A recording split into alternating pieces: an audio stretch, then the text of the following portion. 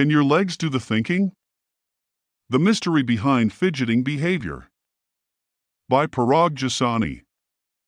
YourDailyLife.blog. Continued from the previous post. Can your legs do the thinking? No, but close enough. They can be used as placeholders for the thought process. In detail, as observed in my studies, making small, repetitive movements like shaking legs, biting nails, playing with fingers or personal objects like glasses, pens, etc., which are known as fidgeting behaviors, are tools our brain uses to optimize its operations when engaged in deep thoughts. Science does not have any clear explanation of why people get habituated to such behavior. Experiments suggest that they may be connected to stress, tension, boredom, regulating attention, etc. In this post, I will explain the mechanism underlying such behavior.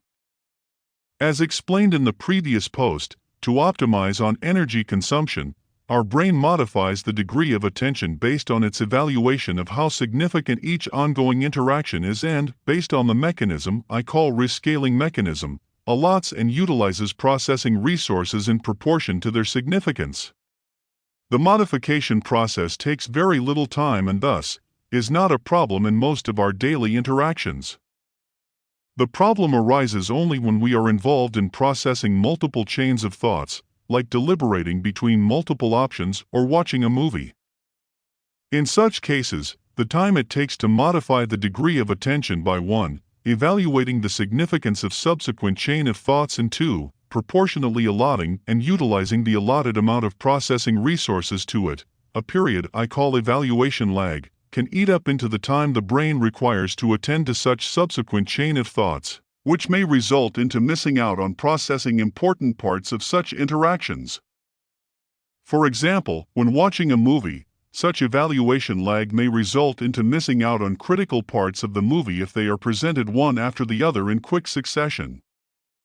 When watching the same movie for the second time, as the chains of thoughts are already known to us, there is no evaluation of significance, and thus, there is no evaluation lag, which is the reason why many of us find new aspects to the storyline of a movie when watching it for the second time. As a remedy, the optimizing aspect of natural selection has designed a mechanism I call fidgeting mechanism, which pre-allots processing resources to cancel out such evaluation lag.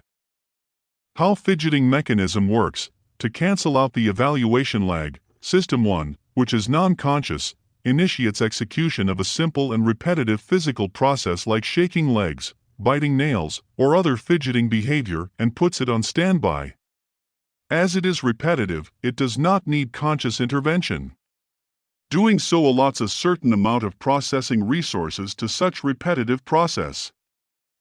Whenever System 2, that is, the self, evaluates the ongoing interaction to be significant and requires more resources to process it more comprehensively, it instructs System 1 to switch utilization of resources from such repetitive process to such significant interaction.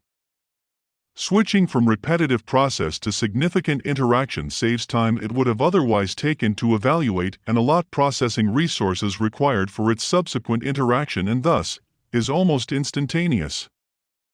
In other words, the brain pre-allots and utilizes processing resources to a simple and repetitive task, which is governed by System 1, and switches such pre-allotted resources to process significant parts of the ongoing interaction when required, thereby saving on the evaluation lag, which is similar to the process of a clutch engaging the drivetrain of a car to a running engine.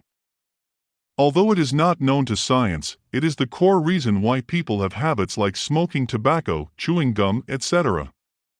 Such activities are used to pre-allot processing resources by fidgeting mechanisms in their brains in their day-to-day interactions.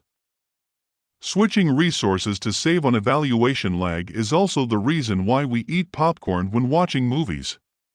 As explained earlier, it helps us grasp the movie more comprehensively. It is like instant processing power on demand. Although it is observed in those with disorders like attention deficit hyperactivity disorder, ADHD, restless leg syndrome, RLS, social anxiety disorder, SAD, etc., fidgeting behavior is not a sign of weakness, discomfort, restlessness, inattention, nervousness, or impatience, as the current science believes it to be. On the contrary, it is beneficial to cultivate the habit of fidgeting behavior like, for example, shaking legs, when engaged in deep thoughts. It will optimize your thought process. To summarize, fidgeting behavior is designed to increase its efficiency when engaged in deep thoughts. It is used to optimize the processing of multiple chains of thoughts, based on the optimizing aspect of natural selection.